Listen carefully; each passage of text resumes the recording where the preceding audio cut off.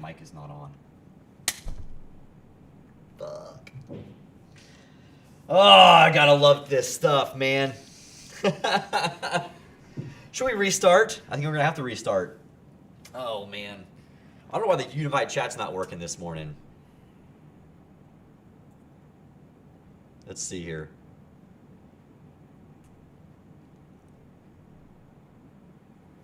There we go. Thanks, Ken. We have to add so many layers of this stuff, guys. Oh, it's so funny. Oh, good. So, I'm going to restart this son of a gun. All right. Welcome to the Closer's Corner podcast. We'll get there. We'll get there. Anyway, welcome to the Closer's Corner podcast. My name is Greg Simpson. I'm here live every single Friday morning at 10 a.m. Here to answer any and all of your real estate questions, whether it's on the agent side, on the investment side. Reminder that you guys can ask these questions live here in the chat now that you can hear me. You can ask me questions here. You can also send me questions to closerscorner@outfastrealty.com.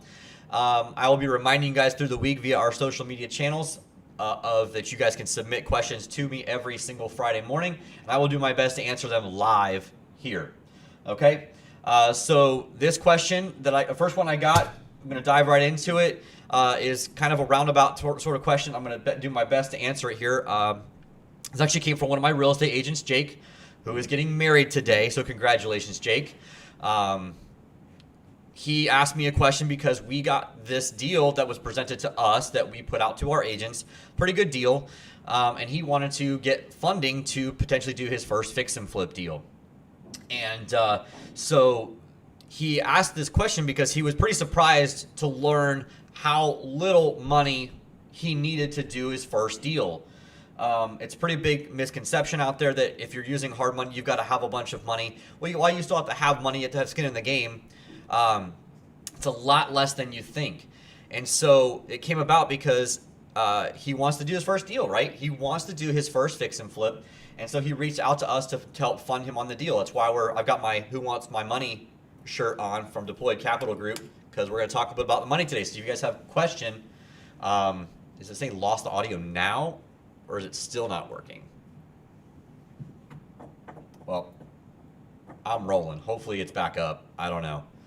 Caitlin, you want to jump on Instagram if you can and see if it's still rolling? Anyway, I'm going to keep rolling with it because we are recording. We will put this live later, or we'll upload it later. So I'm going to kind of run through a scenario of this deal to kind of like explain to you what the numbers look like if you're looking to do your first fix and flip deal, or even, looking to scale and you're looking to use hard money to do a deal. Okay. So I'm going to give you a scenario. It's just for easy number purposes, guys. And I want to kind of go through what the purchase price is, what the rehab is, what you can expect for your down payment, what you can expect to pay in points and interest, and then also what your basic all-in costs are going to be on the lending side, what you need to actually execute the loan and perform on the loan until you resell it. We're not going to talk about holding costs or anything like that today. We're just going to talk about the actual hard money side of this. Okay? So let's say your deal is $200,000. That's the purchase price of your deal. The renovation costs are roughly going to be about $50,000. And so your all-in purchase price renovation on that side is going to be $250,000. Again, I'm not going to talk closing costs. I'm not going to talk the little details. We're going to talk general stuff today. So typically on your first deal, a hard money lender like us is going to ask you to put some extra skin in the game simply because you have no experience. These terms will get better as you get better as a fix and flipper. But again, I'm going to go through some generalities today, not doing super detailed stuff. And so if this is your first flip, I'm going to go ahead and bring out my little notes here. All in is $250,000. Well, by using a lender, you're not going to need to bring up a whole $250,000 to close this deal out. You're going to need approximately up to 20% down on the purchase price. You're going to get up to 20% down on the renovation cost as well. So in this scenario, 20% of the purchase price is going to be $40,000. 20% of the rehab cost is going to be $10,000. And so that's the amount that you need to have to fill the gap of what us as hard money lenders are going to provide to you. Okay? So to go a little bit further, there are what's called origination points. That's what it costs to originate the loan. That's what the lender gets paid to basically go through the process of getting all your docs, going through the underwriting process, and actually getting all of your loan docs together, all the process, literally the whole processing. It's called origination fees. And on your first deal, you're going to be looking at 3 to 4 origination points. What that looks like is it's basically origination points on the amount of the loan value. So in this scenario, your loan amount is roughly $200,000. So if you're paying 3 points on $200,000, you're paying $6,000 up front to originate that loan. Here's the thing though, it's not $6,000 and that just goes away. That is $6,000 added to the amount that you need to wire to the closing to actually execute the deal. So if you're having to bring $50,000 as your down payment, if you will, you're also bringing $6,000 as well. So now you're at $56,000. If you're paying 4 points, it's $8,000, but we're just going to go on the 3 points today. And again, this may vary on your experience level. Okay? And if you're not fast agent, you probably are going to get better terms. Now we get to talk about monthly interest payments. These interest payments are interest-only payments. Okay? So your interest payments are based on, again, the loan amount that you're taking out. And I'm going to make this very simple. I'm not going to make this really difficult. Typically, you're going to be paying between 10 and 12% on your interest payments. If you're at 10%, you've got really good credit because, guys, the interest rate is based on your credit, your ability to repay the loan. It is the loans themselves are not credit based, as in like we will lend you the money even if your credit is dog crap. Your interest rate is just going to suck. That's just how it works. Let's say you have really good credit. Your interest rate is going to be around the 10%. Okay? Your interest rate is basically going to be roughly about $1,666 per month interest only. Okay? It's not paying anything towards the principal at all. Okay? So if your deal is going to go for 6 months, your all-in is going to be or your monthly payments are going to roughly be $10,000, okay? Technically, it's going to be $9,996 in this scenario, okay? So your total amount that you need to execute this deal on the hard money side is $65,996 to execute a $250,000 deal. You're not having to come up with as much money as you think you do to do your first fix and flip loan. Now, you will have holding costs, you will have insurance costs, you will have, your landscaping, and obviously you'll have all that stuff there. But I wanted to give you guys a quick breakdown of how much money you're going to need to actually bring to the table and have in reserves to do this deal. So if you guys have any questions about the hard money side, please make sure you ask them in the chat. Have a sip of my coffee. It's telling me that my Facebook profile is not working, so I'm going to pull this up and see if there are any comments and questions on my Facebook Live that's going right now. I don't know why it does that, but it is what it is. Make sure my volume is at 0. There we go. So you can definitely hear it.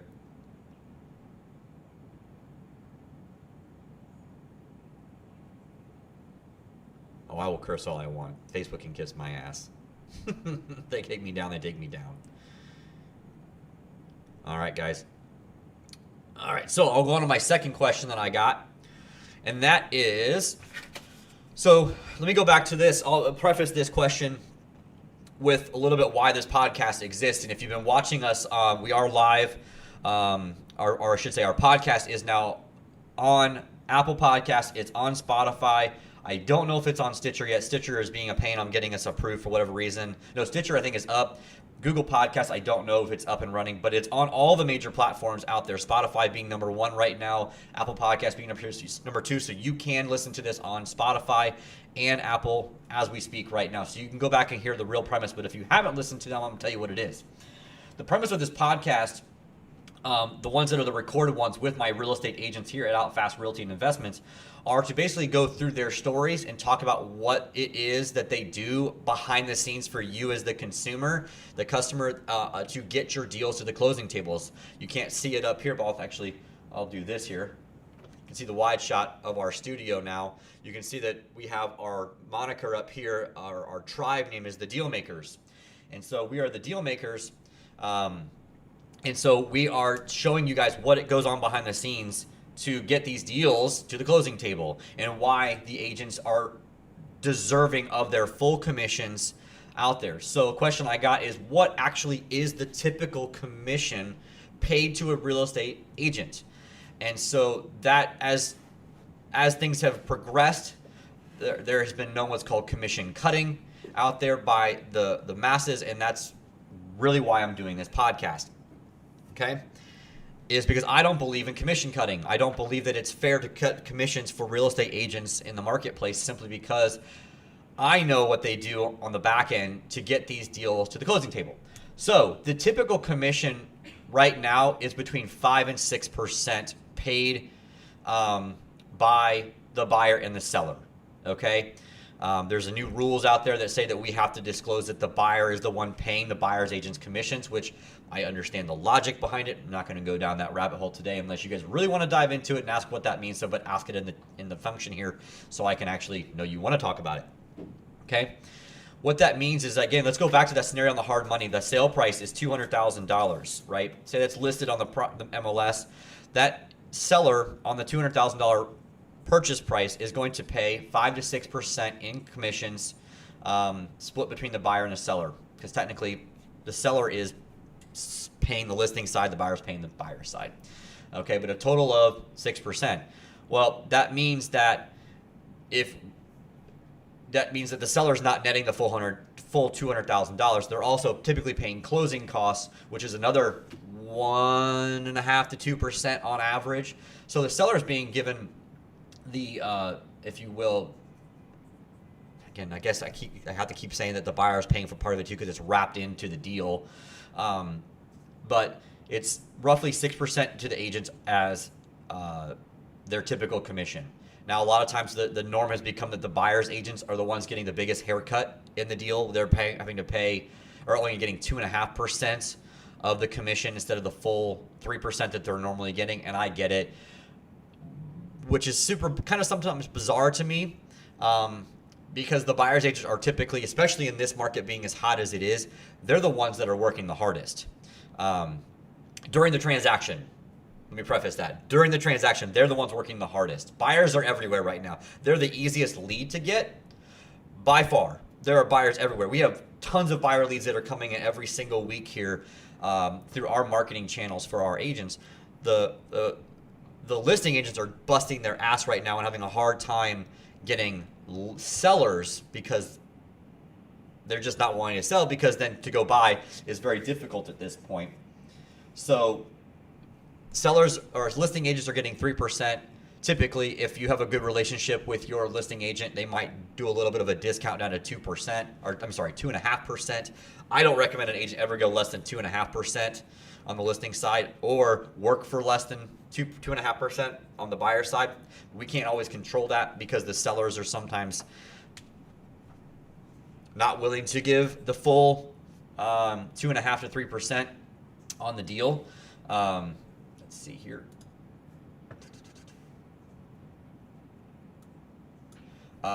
So that's the typical percentage, guys. Let's see here. Anything else coming through? Let's double check. Check Facebook one more time, because I guess it's not working. I don't know. I pay for this function, but it's not working. Gotta love it.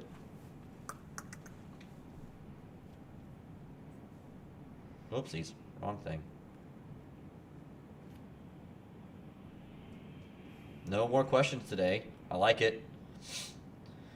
All right, guys, as a reminder, if you guys could go to YouTube, Spotify, Apple, and give us a subscribe to the Closers Corner podcast. We greatly, greatly appreciate it. I know my agents would love it as well. Give us a rating review. Give us some feedback. Would love to know your feedback on the podcast that you get to listen to. It really helps also with the algorithms when you do follow them on Spotify, subscribe to us on YouTube, and subscribe to us on Apple Podcasts. It is a big, big deal. It really helps the rest of the community know what we're doing. We don't, just like my boy Andy Frisell, we don't run ads on this. We don't have any sponsored ads or any of that bullshit. Sorry, Facebook, if that goes against your crappy terms. But anyway, appreciate you guys. I hope to see you guys next week on the Closers Corner. Again, 10 a.m. live here. And then on Monday morning, the next episode will be dropping on, again, all of those different platforms at I think, 8 a.m.? 8 a.m. with Heather Dearborn's podcast will be dropping there and talking about some of the craziness she had to go through in the month of August to get one of her big deals, her biggest deal ever done and closed here for $1.5